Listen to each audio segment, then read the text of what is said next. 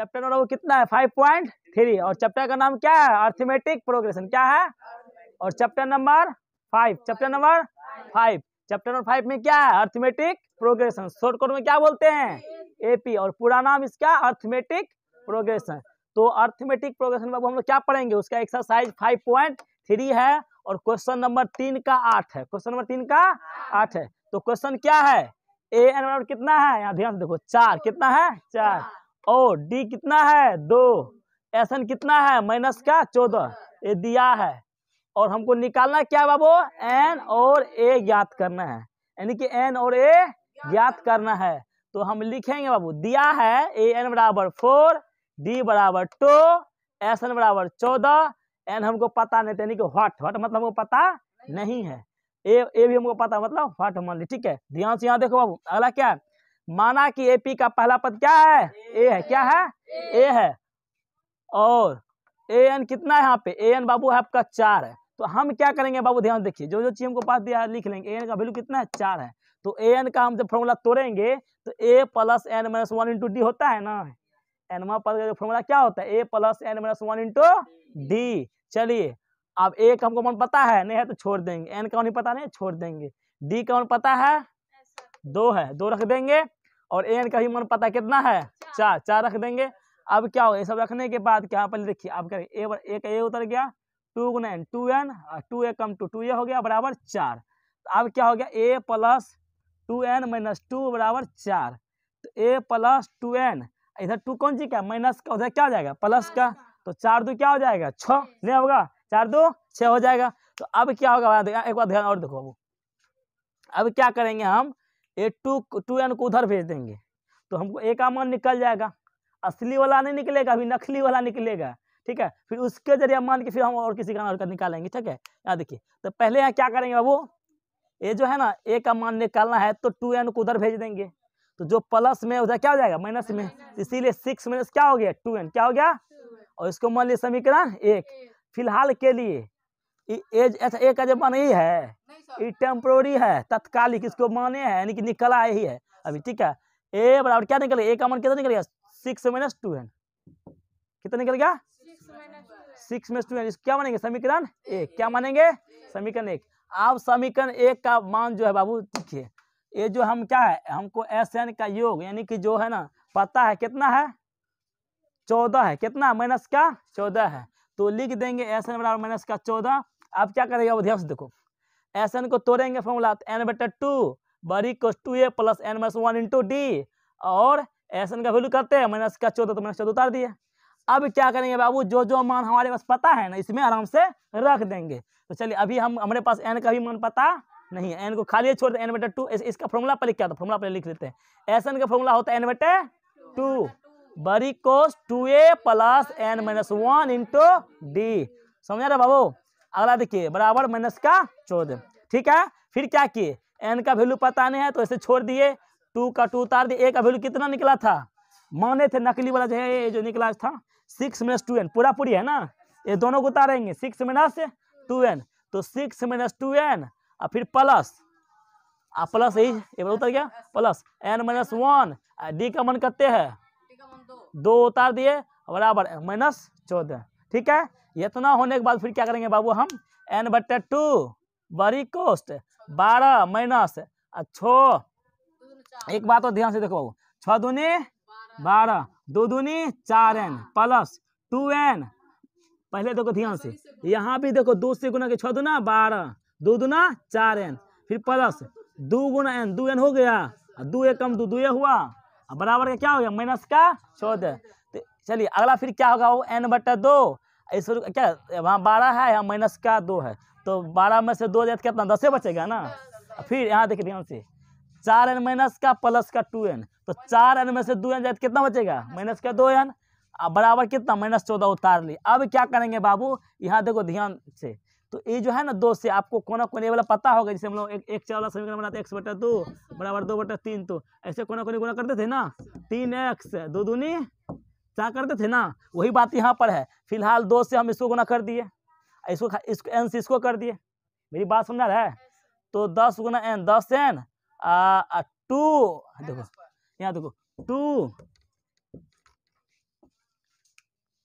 यहाँ देखो 2n गुना n करेंगे तो क्या होगा 2n n एक यहाँ गुना पावर क्या तो जुटता है तो 2n स्क्वायर हो जाएगा, क्या हो जाएगा 2n स्क्वायर, क्या हो जाएगा यहाँ पर वही हुआ बाबू, देखो ध्यान से।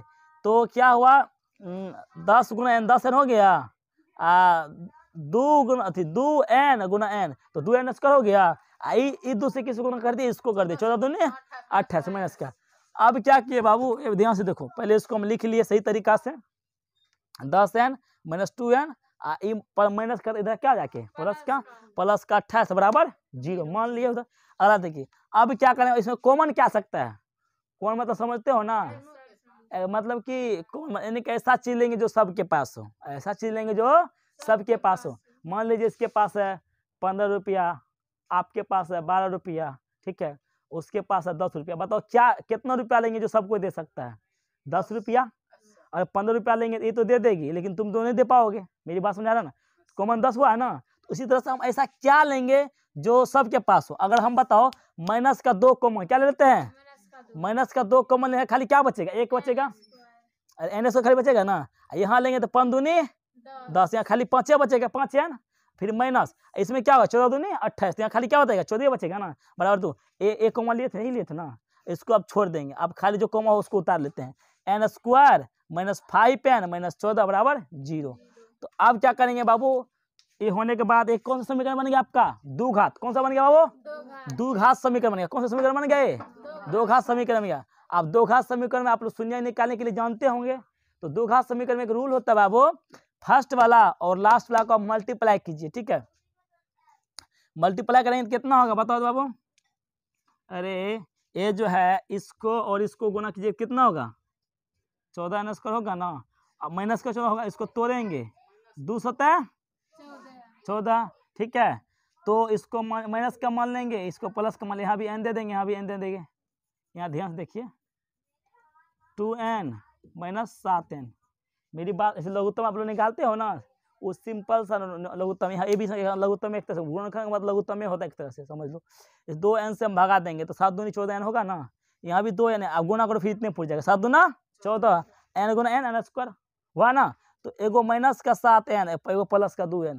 तो अब क्या करें दोनों, यहाँ देखो इसके बदले में इस बीच वाला के बदले में हम यहाँ लिख दिए। एक बात तो ये भी होता है, गुना करो या आप गुना करो या जो भी कुछ भी करो, ठीक है, पहले गुना करके आपको ये जो किए थे 14 स्क्वायर 14 इतना पूरा होना चाहिए, ठीक है। और जोड़ करो या घटा करो, आपको बीच वाला पूरा होना चाहिए। देखो गुना करो, देखो 7 दूना 14 n का पूरा इतना, अब बीच वाला पुराना है, जोड़ करो या घटो करो, देखो 7n 2n, 7n में 2n कितना 5n बचा, इसका मतलब मेरा हिसाब सही जा रहा है। तो अब क्या करें, इसको यहाँ उतार लिए बाबू, ns को उतार लिए। आप बोलेगा सही जी अच्छा यहाँ तुम सोच रहा ये दोनों चीज कहाँ से आ गया है, जबकि मेरे पास n स्क्वायर है 5n है माइनस का 14 बराबर 0 है, तो ये भी उतर गया ये भी उतर गया, लेकिन ये बीच में दो कहाँ से आया है, इसी के बदले में बाबू आया है, ठीक है। ये जो हमको मतलब कि शुरू वाला गुना करके लिखे हैं 7n और प्लस 2n, ये दोनों के तोड़ेंगे भी भाई, 7 में से 2 गया 5, देखो फिर 5n बच जाता है ना, बात तो वही गया ना। अभी बोलेंगे बताइए, अगर पूछ दिया जाए आपसे कि बता ये क्या कहते हैं, क्या ये दोनों बराबर है, नहीं सही से लिखते रुक जाओ, क्या ये दोनों बराबर है, ये दोनों बराबर है नहीं बराबर आते, ये दोनों बराबर है या नहीं है, बराबर है। कैसे बराबर बाबू बताओ, देखो इधर भी 10 है, 10 दूनी 20 बराबर है, तो है, खाई लिखने का तरीका अलग है ना, वही चीज यहाँ पी के हुआ है, ठीक है बाबू। चलिए तो अब क्या लेंगे, इन दोनों में से कॉमन क्या आ सकता है बताओ, n स्क्वायर और 7n कॉमन क्या है, n कॉमन आएगा, क्या कॉमन आएगा n कॉमन आएगा, n लेंगे खाली तो क्या है n बचेगा ना, यहाँ n कॉमन 7 बचेगा ना खाली, और फिर प्लस इन दोनों में से कॉमन क्या आ सकता है 7 ही 2 कौन आएगा, 2 कौन है क्या बचेगा n बचेगा, यहाँ 2 7 14 और फिर बराबर 0 हो गया। अगला क्या है देखो n प्लस 2 बराबर 0, यानी कि जो a और ये दोनों कॉमन है, ये दोनों एक जगह लिख लेंगे और ये दोनों जिसको एक जगह लिख लेंगे, ठीक है। n प्लस 2 बराबर 0, n माइनस 7 बराबर 0, ठीक है। अब क्या करेंगे बाबू, n इधर है ना, इधर 2 कौन चीज का प्लस का, उधर क्या हो जाएगा माइनस का, n बराबर माइनस का 2, इधर 7 कौन चीज का माइनस का, उधर क्या हो जाएगा प्लस का, तो n बराबर 7। एक बात आपको ये भी बताए थे ना कल भी कि n ये जो है गिनती की संख्या या जो भी हो वो कभी भी माइनस में नहीं आता है। जैसे हम गिन सकते हैं कि -5 -10 गिनते हैं, लगातार गिनते हैं ना हम लोग। तो इस तरह से एगो माइनस का 2 आया, एगो माइनस का प्लस का 7 आया। तो बताइए एन ए वाला होगा कि ए वाला होगा? माइनस वाला होगा या प्लस वाला होगा? ये बैक ले ले है यो, कोई ना हमको एगो चुनना है। ये तो दोनों को चुन लेगा रे, दोनों चुनेगा ये दोनों चुनेगी रे। चल कोनो एक को चुनेगी ना। चलो तो इसमें से कौन होगा बताओ? ये प्लस वाला होगा ना। इसीलिए हम बोले एन ऋणात्मक नहीं हो सकता है, यानी कि ये तो होगा ही नहीं। इसीलिए एन बराबर कितना हो गया? 7। अब हमको जब एन का वैल्यू पता चल गया है तो समीकरण 1 में यहाँ पे रखेंगे ना एन बराबर 6 - 2। एन का मान कितना? 7 निकला है ना, तो गुना 7 तक देंगे तो 6 - 7 दूना 14, तो कितना? माइनस के 8 में बचा है ना। क्या हो कथी? हाँ यहाँ क्या निकला है? यहाँ रे यो, यहाँ क्या निकला है? 50 निकल गया है।